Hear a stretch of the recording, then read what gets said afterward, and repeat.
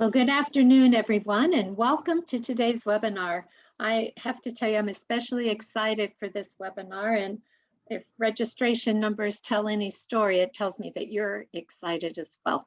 I'm Susan Ryan. I'm the Senior Director for the Greenhouse Project, and I'd love to know who you are, where you're calling in from. So if you'd use the chat box and introduce yourself and the organization that you might be associated with, that would be really helpful. I want to thank our sponsors, Perkins Eastman, for having the desire to sponsor a webinar series, number one, and number two, for really being that architecture and design firm that has been out in the forefront. I think for me, when I think about COVID and COVID hitting, I can tell you, Perkins Eastman and Dave, it was you and your colleague Martin that reached out to me, and we started collaborating and really loved the way Perkins Eastman really kind of honed in on what's important from a design perspective. And Dave and Martin were my podcast guests, and so I would invite you to go see Elevate Elder Care and for further information about Perkins Eastman and kind of their insights. It's a great podcast that I certainly enjoyed. So our series, I mentioned, this is number one in a two-part series. Here's a little bit more about Perkins Eastman, and I'm really hoping, as you get to know Dave and Melissa today, that you'll be able to understand a little bit more about who Perkins Eastman is and all of the things that they've been able to do. Like I said, I think during COVID, their expertise was at the forefront. And this is not just a national firm, but it's a firm with a global presence. And I think that's the other thing that has really struck me. And the previous slide that said human by design, I think was the other thing that's always attracted me to their work. So on the next slide, you'll see we're going to frame everything through the lens of the greenhouse core values. And I can tell you that everybody focuses on the small house and everything about the physical design when you're talking greenhouse, that is all about the physical structure. And yes, that's important. But equally important and foundational to what the greenhouse model is are those other values. And as you will notice, they are comprehensive in nature, and there's a real interplay between those values. So real home is that physical environment, and it is just a physical environment with intention until you put the philosophical culture into it, and that's what we call meaningful life. So really important that we create design where that philosophical culture can really be actualized. And then the third and really important, the third leg of the stool, if you will, is the empowered staff. And what does that mean in context of the physical design change, real home, and that philosophical culture? And what's the interplay between all of that? The whole is greater than the sum of its parts, as they say. So in this series, it is rooted in our core values. So on the next slide, I just want to thank the speakers for today. Mark, Rayner, and Rachel Graham are good friends from John Knox Village. The Woodlands is a greenhouse, 12 greenhouse homes in Pompano Beach, Florida, and really grateful for their participation today. But I want to, again, thank our sponsor, Perkins Eastman, and really welcome Dave Hoglund and Melissa DeStout to the conversation today.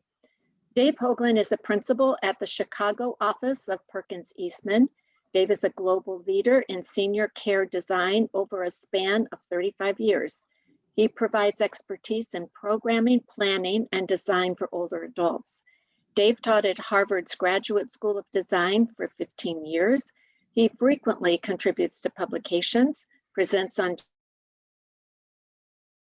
changing demographics, facility repositioning, culture change, and trends impacting design. Welcome, Dave, and I would say you're well qualified to really speak on the topic. And Melissa DeStout is a senior associate at the Pittsburgh office for Perkins Eastman. Melissa has a strong focus in senior living and healthcare design. And a couple sentences here you should listen to because they resonated with me. She has a desire to create environments that improve the lives of those who occupy them.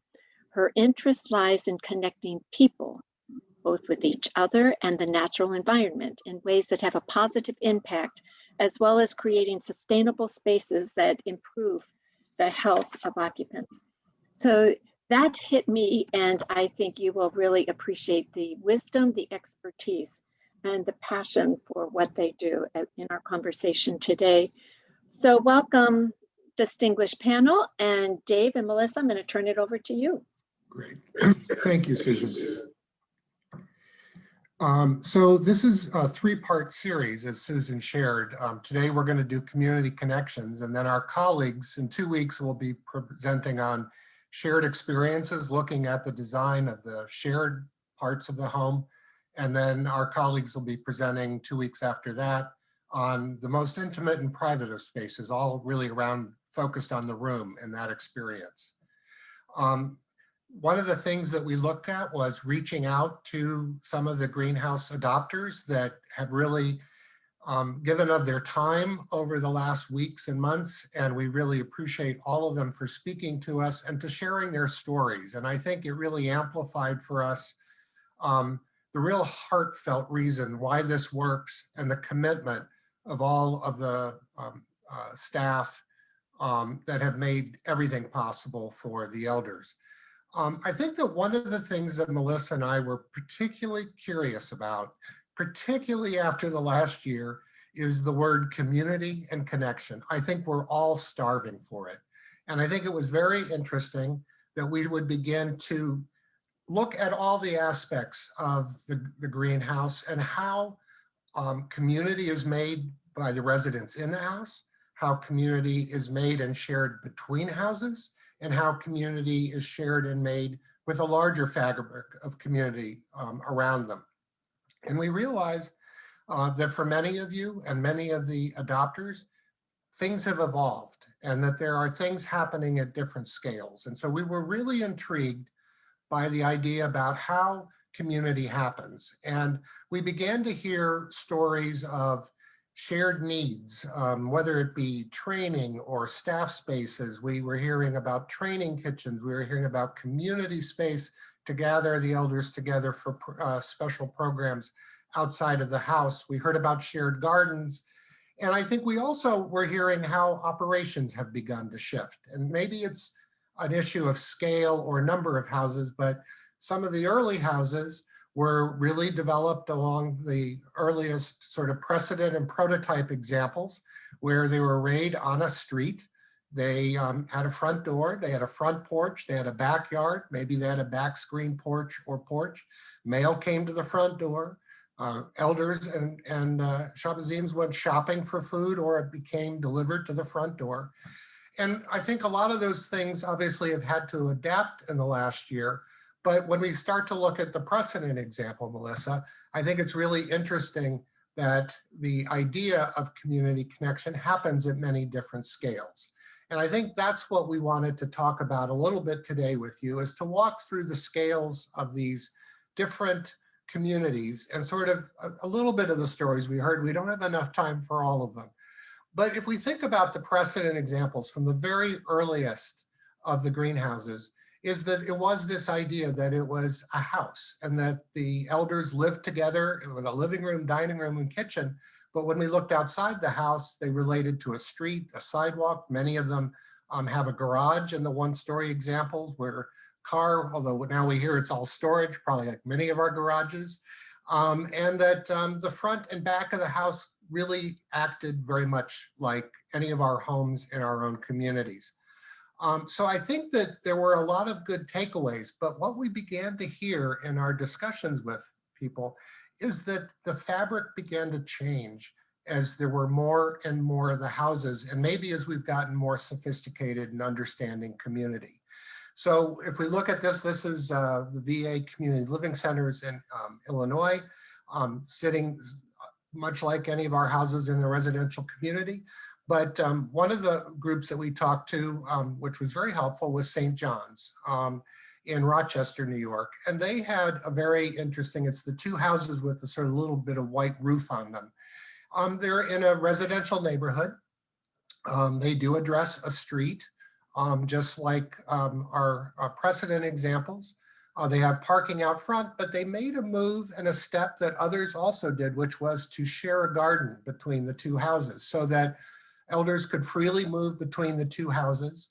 There were shared outside events. We heard great stories around the use of the gazebo, being outside, the gardens, the ability to garden, and having this sort of protected place to create a little enclave for those two houses.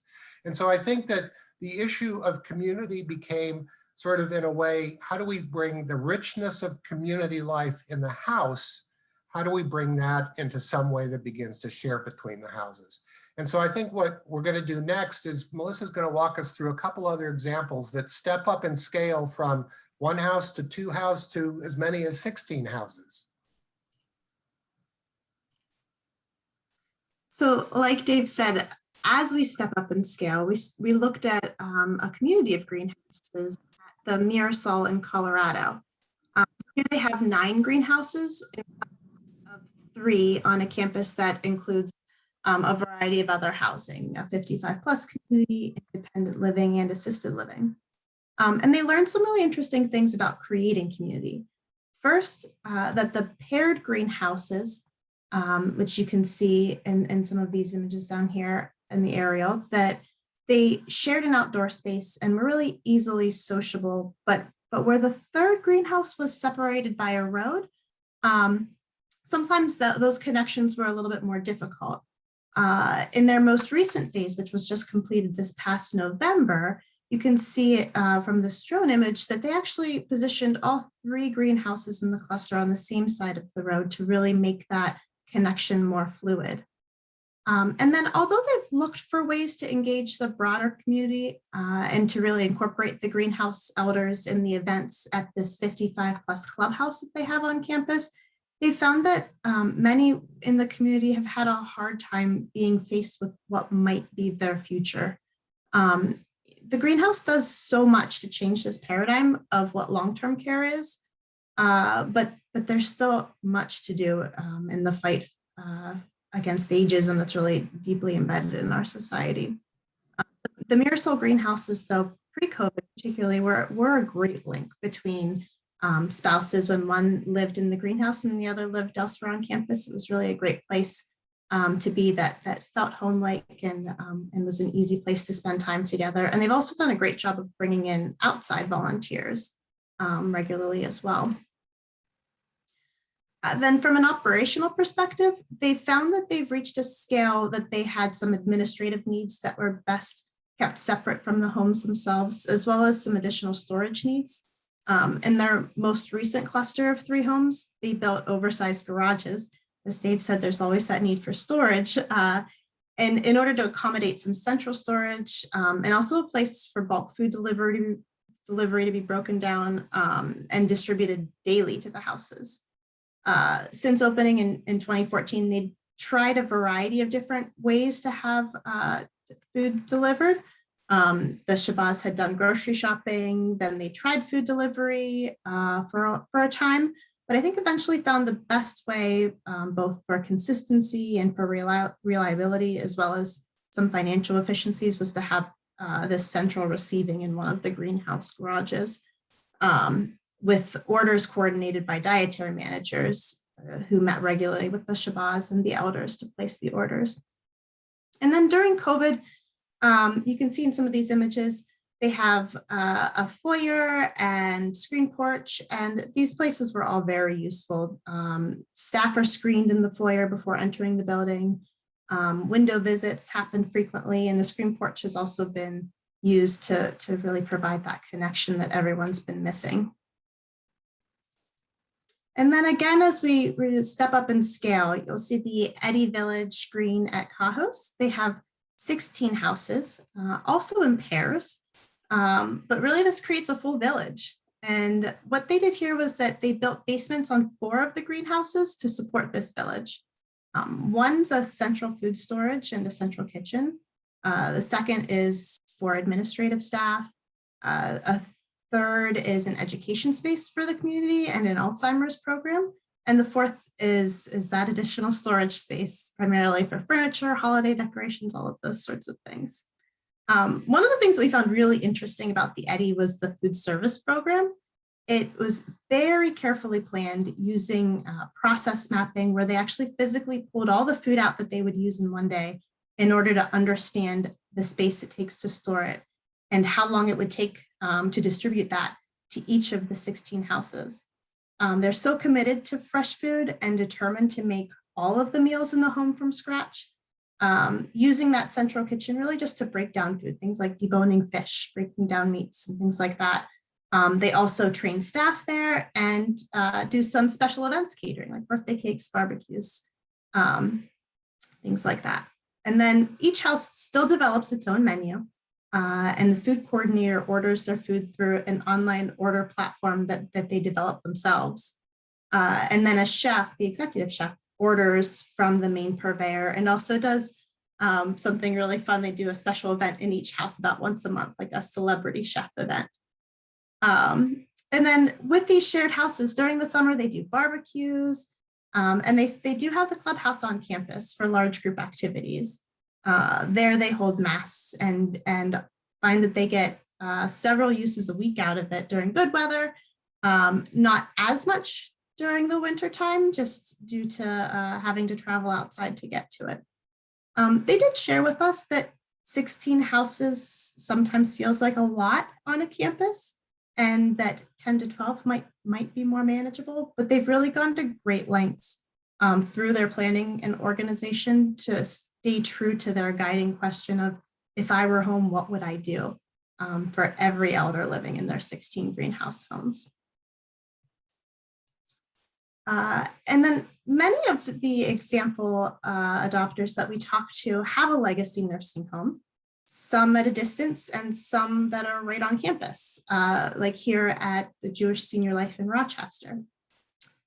Given the site size and the topography, single-story greenhouses just didn't quite make sense for the number of elders that they wanted to care for here. So instead, they created a new model with 3 greenhouses stacked vertically. They share an elevator and an elevator lobby, as well as an attached community room with a shared garden space. So what we heard from them was that it was a really big transition for the elders and for their families who moved from the legacy building, the legacy home that you see here, into the greenhouses, which there's those 3 buildings kind of placed along the site there. And this was really about community connection, because in the legacy home, they had a lot of big entertainment, large events, musical shows, programs, outside entertainers, and both the elders moving to the greenhouses and their families were concerned about what they might be missing. So the community room was one way that they were looking to sort of show that they were still committed to providing some of this entertainment.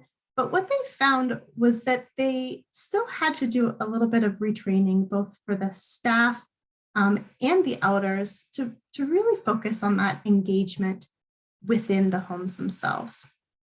And prior to COVID, they really did still maintain a close relationship with the legacy home and would frequently take the elders over for events there. And what we heard, if you can see here on the site aerial, is that there's a gazebo that's sort of right along that path of connection between the greenhouse homes and the legacy home, and that it was a really popular meeting point, and having sort of a midpoint place that did a great job of tying the community together, particularly during the summer months. We did hear from them that a bigger front porch area would have helped with those connections as well, and really provided that engagement to the broader community. But because of the stacked configuration of the homes, there are actually 2 front doors. You can see in the plan here, there's one at the entry to the building itself, and then another at the actual entry to each of the houses.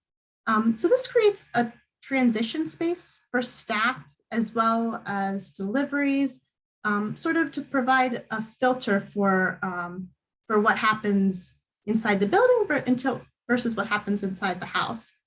It gives that transition space. So when outside vendors deliver, they actually leave their deliveries in the first floor lobby, and the Shabazz come down through the elevator or out from their house to retrieve those items. Some things they do have delivered directly from the legacy home, and those do come through the Jewish Senior Life staff directly into the house. One of the challenges that they found with this stacked configuration is that there's a single way in and a single way out. There's this one door here. There's no separate garage or back entrance. And so that means that the trash goes out the front door as well, which they've really found to be a challenge. But from a food delivery perspective, they've found a purveyor who will actually break down deliveries into smaller quantities for each home. So they deliver and leave here at the vestibule. But the orders are placed by a full-time sous chef who works with the Shabazz regularly on the menu planning as well as training. And then that community room and shared garden space that I mentioned have really been a great success for them.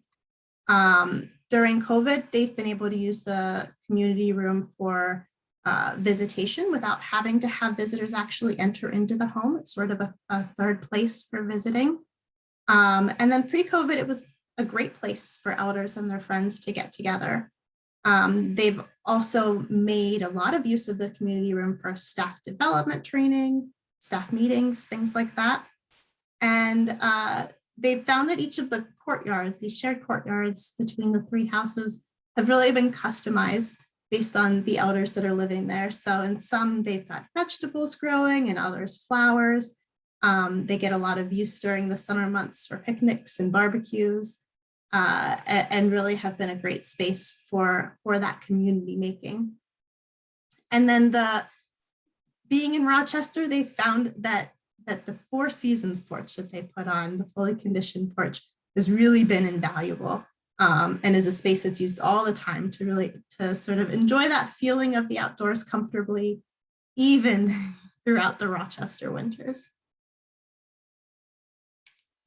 So next we'll come to a high-rise greenhouse configuration at John Knox Village, and we're happy to have Mark and Rachel from John Knox Village here to speak about their experience around community there. Good afternoon, everyone, and thank you, Melissa. I'm Mark Rayner, Director of Healthcare Services, the administrator here at John Knox Village, and with me is Rachel Graham. Rachel? Hi, good afternoon. My name is Rachel Graham. I am the Chief Clinical Dietitian here at John Knox Village, and I'm also one of the guides of one of our long-term rehab homes and our short-term rehab homes. So we're real excited. I've been here at John Knox Village for 12 and a half years. And about 9 years ago, we determined we needed a new skilled healthcare setting on our campus. This picture to the left shows 3 large buildings. The lighter one is the Woodlands, and the 2 other buildings with green roofs are independent living components of our campus. We are a life plan community. We have just under 1,000 elders and residents in our campus. The Woodlands, we're actually the only community in the nation where our independent living residents did research and came back to us on the executive committee and said, we want private rooms, we want private baths, and oh, by the way, there's this thing called the Greenhouse Project. We're very excited. We opened up June of 2016. And in the Woodlands, we have 7 floors. We have 12 homes, and each home has 12 private rooms for a total of 144. We have dedicated the 2nd and 3rd floor to short-term rehab, and we are essentially the rehab provider of choice in South Florida. And we never knew when we planned this wonderful building and this journey with Greenhouse how amazing it would be and helpful through this catastrophic pandemic that we've all dealt with. We've only had 2 cases in the entire pandemic of someone that had the COVID-19, and they both recovered fully. So we're very blessed to be a part of that. having private rooms and individualized homes that's helped with separating large groups has been tantamount to that success. We're very involved in the community, do a lot of community outreach. That was probably one of the biggest challenges we've had is the Woodlands and the greenhouse homes has been such a hub of our community. We have over 100 various volunteers that would come and interact with our elders and rehab guests in the Woodlands homes. And of course, that visitation ended for many, many months. We're now starting to ease back into that visitation and that total sense of community that we have normally had in greenhouse homes here at the Woodlands. We have on the first floor, and that was a big piece, really, when we decided to do this. We learned from other greenhouse communities. We had gone up to the Leonard Florence Center in Chelsea, Mass, and saw how they did that, and we expanded upon it. So this footprint on the screen right now shows the first floor of the Woodlands, where we have many community spaces. In the lower right-hand corner, it says outpatient rehab. And the picture right next to that is that space. That is a wellness studio. Our outpatient rehab has grown 350%. So someone will come for short-term rehab in one of our rehab homes, and whether they go home, off campus, or on our campus, they will come back to this space for rehab. The rehab itself is functional rehab and is done in the various rehab homes. And then again, they transition to this space afterwards. We've got an amazing Rejuvenate Day Spa on the first floor, which is accessible to the entire John Knox Village campus, accessible for employees. We lease the space to the owners of the spa, beautician services, manicure, pedicure, et cetera. Across is that from as a multi-purpose room. We call it the Life Enrichment Center, where we in the past had spiritual services. We've had marketing events. We've used that space to host a multitude of events, and future prospects of life plan residents actually come there. I remember back in the day when we had an institutional nursing home, the life counselors would kind of drive by the building. Well, that's the skilled healthcare center. You never want to go there. Now they come to the greenhouse homes in the Woodlands on the very first visit. We have a lobby area when you come into the building with a concierge desk and a den to the left of the day spa. You see that there? That is another gathering space. The pink area is administrative offices. And we're very proud of the fact that we're one of the primary greenhouse training sites for core education trainers here in the country. And we have a training kitchen. So where it says greenhouse classroom, we have a full-size training kitchen that has 3 stoves and ovens set up to mirror the kitchens in the homes. So when we do our training, they have 40 hours of core training, 40 hours of culinary training with our executive chef, and then they do 40 hours of shadowing in the homes. Then we also have a bistro. And let me transition and hand it over to Rachel for a few minutes, talk about our bistro and then our food delivery and how that works in the homes. Thanks, Mark. So as Mark was pointing out, our bistro, this is like a Panera Bread type of restaurant. It serves breakfast, lunch, and dinner. Right now, we're kind of shortened the hours to lunch and dinner, but we really wanted a place where our independent living residents, when they have friends that move into our skilled care setting here at the Woodlands, could still dine with them, visit with them, just like they were at any other restaurant that they were used to going to.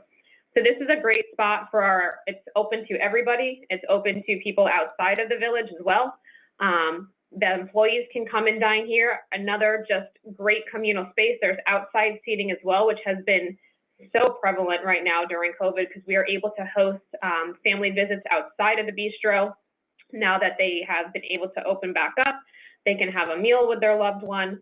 It's a great, again, just another communal space to invite all of the people living on our campus here. So it's not, well, it's independent living and then you have the skilled care setting. It's everybody intertwined with each other, being able to continue, what they love to do, which we know most of our lives are surrounded by food. We all love to eat, even just to have a glass of wine or a cup of coffee, whatever it may be. So it's utilized frequently throughout the day.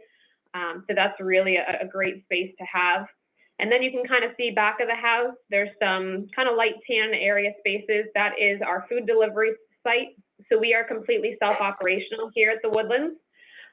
All of our food is brought right to this building. It is broken down and then sent right up to the homes. We had, researched many different ways to procure food. We talked to many greenhouse homes to see what they did, whether it was Instacart or going to Publix, having the Shabbos go shopping. But as Mark pointed out, with 12 homes, it is a very large operation to supply them with food 24 hours a day, 7 days a week. So we did go with, using our wholesalers and bulk ordering. But, we don't want to end it there. We like to customize and really service our elders and our short-term rehab guests. So we do run to Publix once or twice a week at least to get, specific food items for our elders. We have families that will come, obviously it's a little bit different now, but prior to COVID, they would come and bring food and share a meal in the homes with the elders. We've had our sages, which have been wonderful. They come in and they cook special meals for the elders and the rehab guests. We utilize recipes of our elders to, again, just have that sense of, at home and make it as enjoyable a process as they can have. But, utilizing all the space that we have to, again, not make it so it's them and us, but it's everybody as a community really joining together to continue like they were just prior to having to have that 24-hour skilled care. So we have the training classroom also that Mark said. We've utilized that space to have cooking competitions.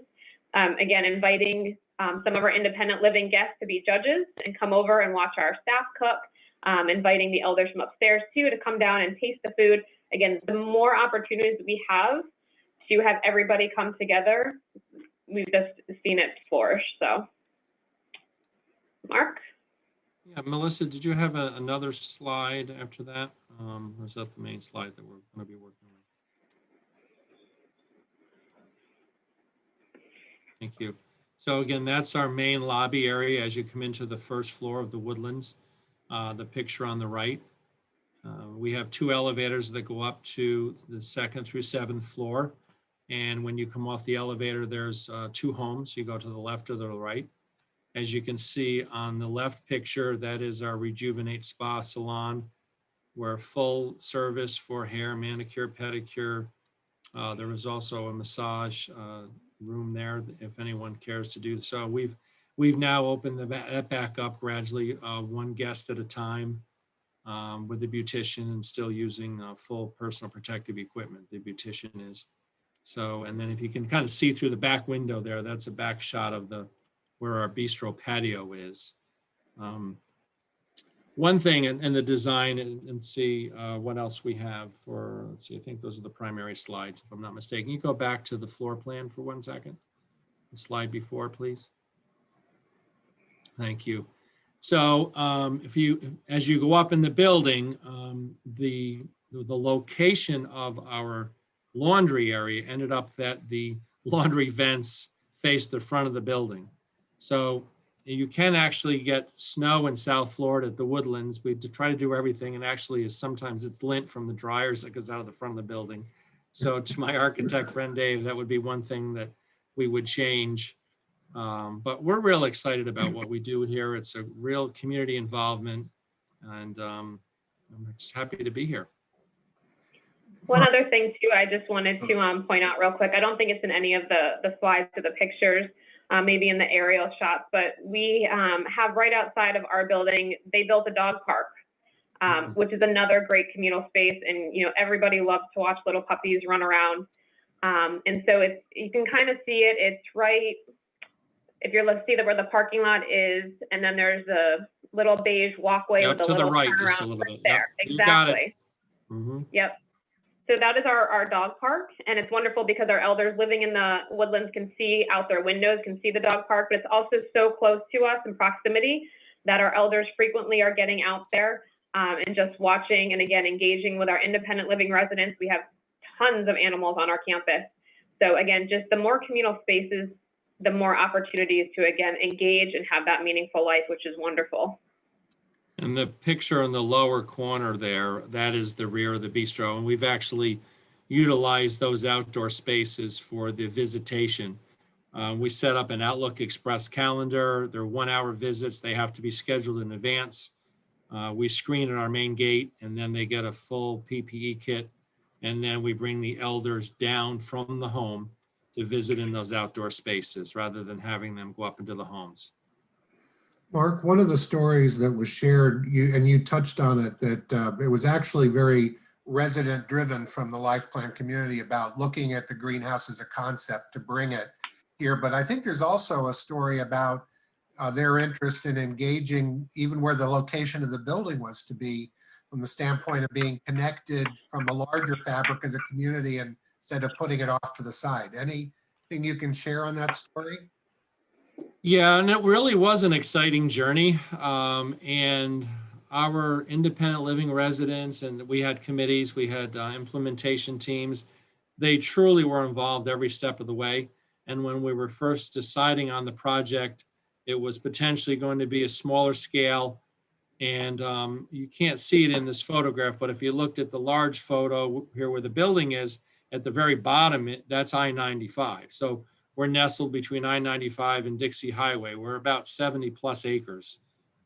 So there was one option where this building was going to be next to I-95, and that just didn't make a lot of sense. So we wanted it more, like you said, in the middle of our community to be a hub for lots of visitation. And one of our independent living residents, there was a lot of trees in this area, and it was a wooded area. And that's where he said, oh, that's a Woodlands. And we ended up with the name of the Woodlands. So yes, it's true center of the community. Thank you. Great. Thanks, Mark and Rachel. I think now we're going to take a few minutes to reflect back on some of the insights that we've gained after speaking with all of these incredible greenhouse adopters. So we heard a lot about how well the greenhouses adapted to COVID. The importance of understanding when you've entered someone's home has been amplified during COVID. This clear distinction between inside versus outside the house is already something that's established as part of the greenhouse model. And this really provided a level of safety and security for elders within the household. Many made use of a back door or garage areas for PPE donning and doffing, testing. Really, it's just sort of this transition space for anyone going in or out of the household. And then groceries and deliveries were simply left outside the front door, just like they are at our own homes. Really, in that way, this image of the front door has served a really important purpose throughout the pandemic. And then throughout all of this, we've become even more aware of how important outside relationships are for our elders. Families, from what we've heard from everyone that we spoke to, were used to spending a lot of time inside the house and cared strongly not only about their own family member, but also for the other elders in the house. We heard of many people doing window visits and Shabazim helping with virtual visits. And then in some cases where the den or the screen porch happened to be near to the front door of the house, or ideally where porches actually had a door to the outside, that those places could be used for visits, really in ways that allowed visitors to either never cross that threshold fully into the household, or just sort of barely step in the front door and step over to the den to be in that space that they could safely visit, often arranging furniture and things like that to allow for those socially distanced visits. In other cases, courtyard visits were possible using landscaping or fencing to provide that distance between visitors and elders. But really in all cases, from what we heard, greenhouse adopters found ways to maintain the connection with the elders' family to the greatest extent possible. And that the connection between the elders and the Shabazz has been strengthened even more so throughout this time.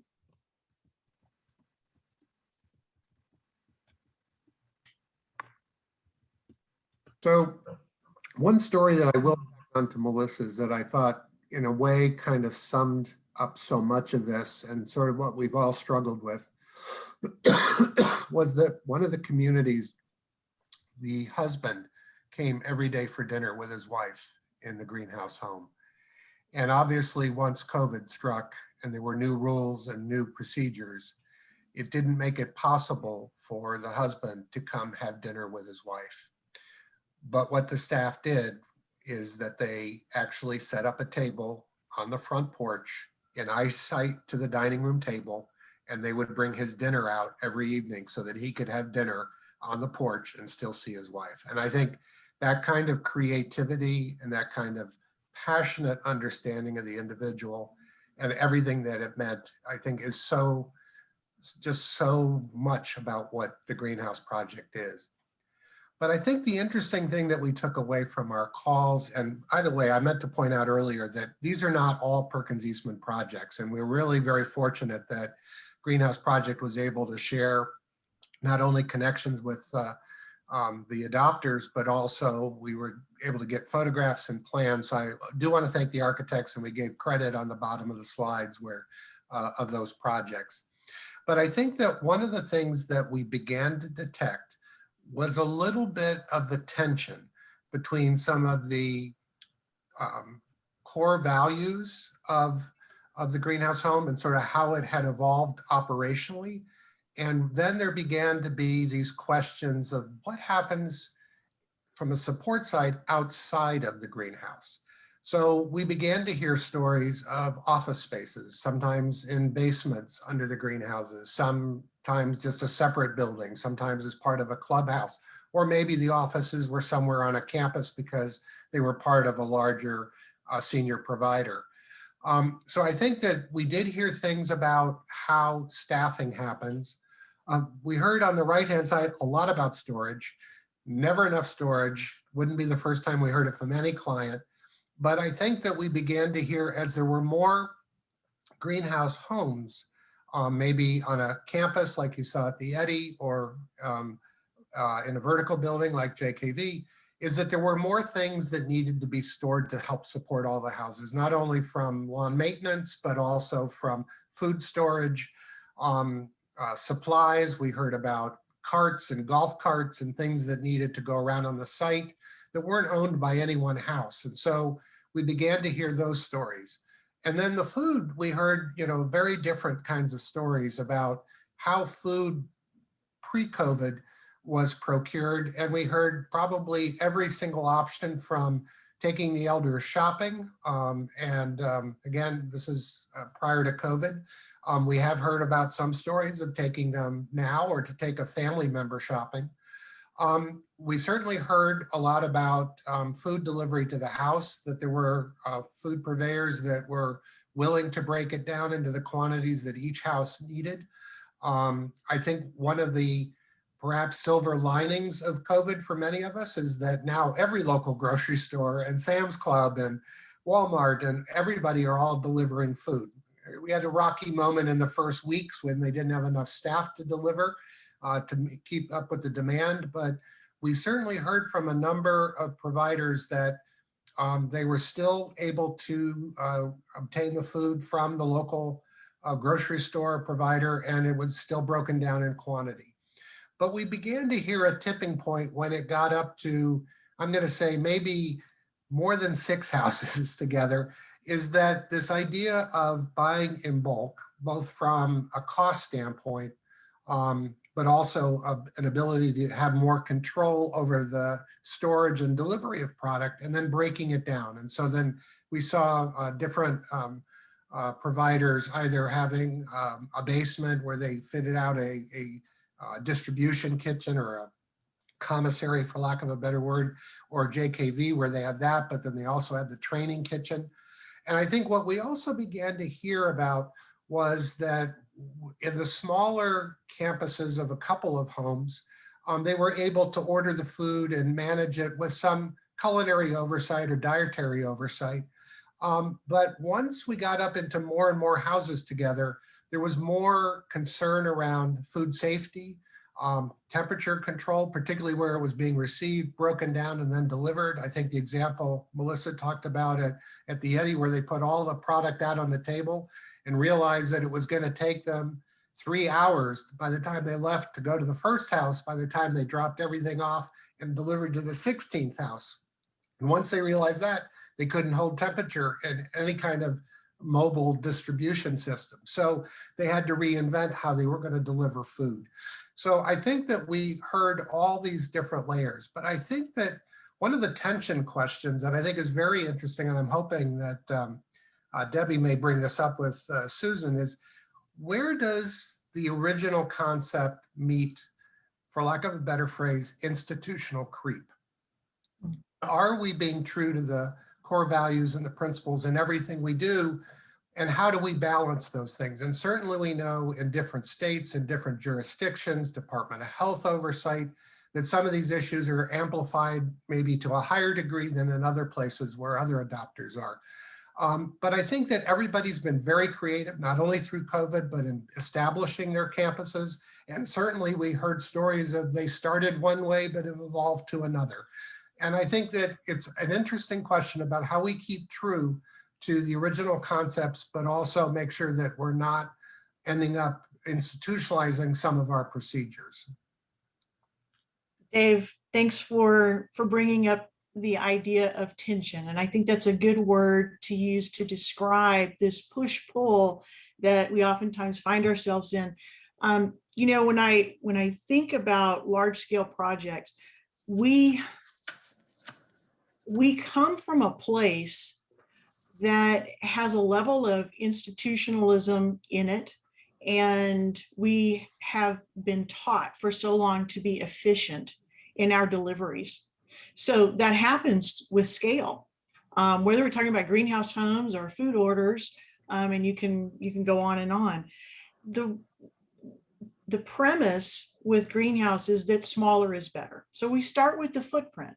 You don't have to have huge footprints in the first place, but then is smaller better from the perspective of 2 homes, 4 homes, 6 homes, 12 homes, 14 homes? I think that we have to be very cognizant of the problem we're trying to solve, because a lot of times when we go in and we're trying to solve a problem of food deliveries, we wind up creating other challenges that were unintended. And so it really, I mean, we're talking about real home and we're starting with that one particular core value, but there are 3 core values, and an essential integration amongst all of those is the role that leadership plays. So why did you decide to create greenhouse homes in the first place?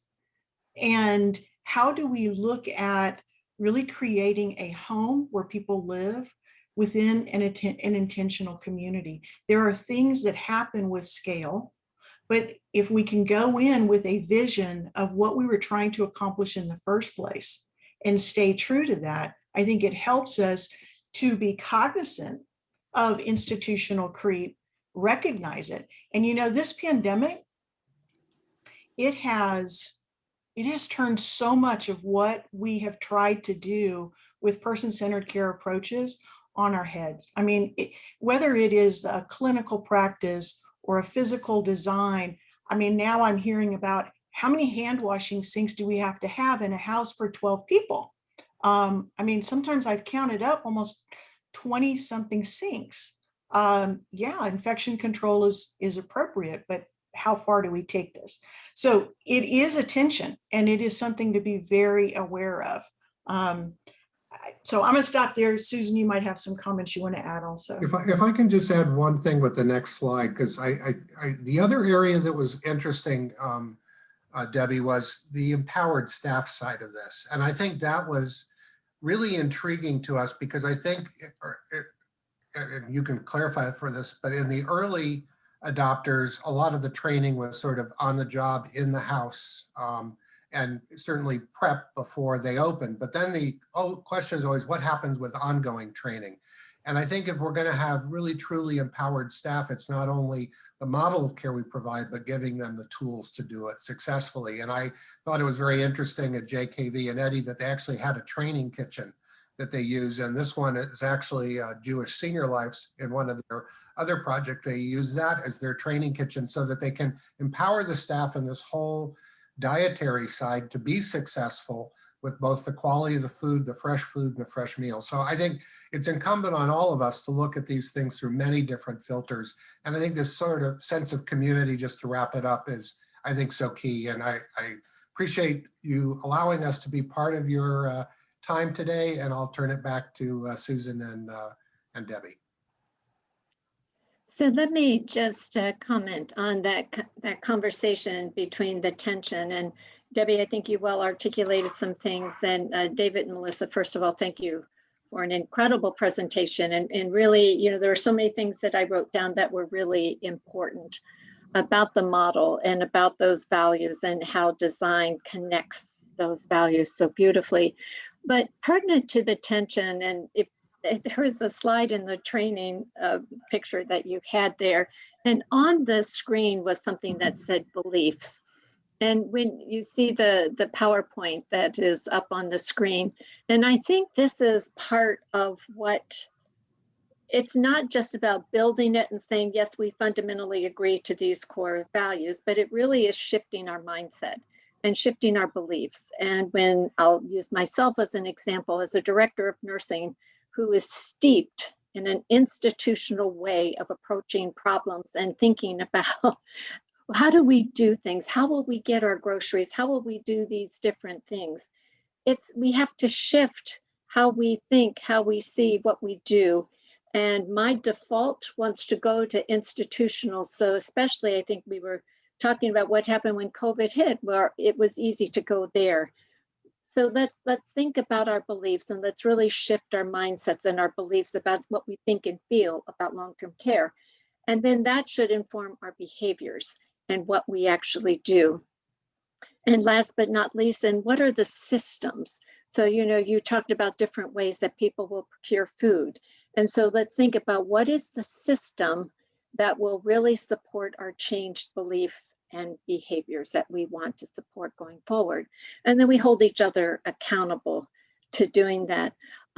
Debbie, I know we're getting close to the end, and I want to save some time for questions because I have seen many pop through. Yeah. So I will back out and let you go to our Q&A. Sure. So here's I think a quick one. Rachel, maybe you want to answer this. It says, I don't understand the food delivery model. Do people cook individually? How often and always? So you want to tell us a little bit about that? Sure. So the Shabazim cook in every single home. All the food is made from scratch. When we talk about food delivery, that is the raw product getting from the vendors to the homes themselves. So they need the products to cook, and that is resourcing and procuring through our food vendors to deliver to the building. We obviously had the high-rise model, and then delivering that food up into the homes themselves. The food has never gone through the front door. We are very fortunate in our design that we have a back entrance that goes right into the back of the pantry that is separated from the home itself by another door. So the home goes right through the back door into the pantry and is dropped there. It's all raw product. It's broken down. It's put away. So we maintain our HACCP controls. And then it's cooked by the Shabazim in each of the homes. And one more food question, and I looked up the definition of this so that I would understand it. It says, is it practical to use community-supported agriculture sources for some of Greenhouse Project residences? Absolutely. I would just say you just have to check your state regulations. Everybody is different on what they allow and they don't allow from source vendors. So, you know, we actually this month are starting our own little gardens in each of the homes, and we're definitely going to utilize some of that product to produce food in the home. But every state is different. So I would just say, you know, make sure you know your regulations. Okay. Dave, Susan, maybe you could speak to this. What's the experience of greenhouses in densely populated urban neighborhoods with primarily low-income residents? Dave, I'll let you go first. Well, we embarked on a fairly major project together on the Upper West Side of Manhattan can't get too much more urban than that. We're sort of reeling from some zoning challenges that have not allowed us to move forward with it. But it was 24 greenhouses, 2 per floor, in a 26-story building, and had a relationship with the community where only about 5% of the population was private pay, 95% was either Medicare or Medicaid sources.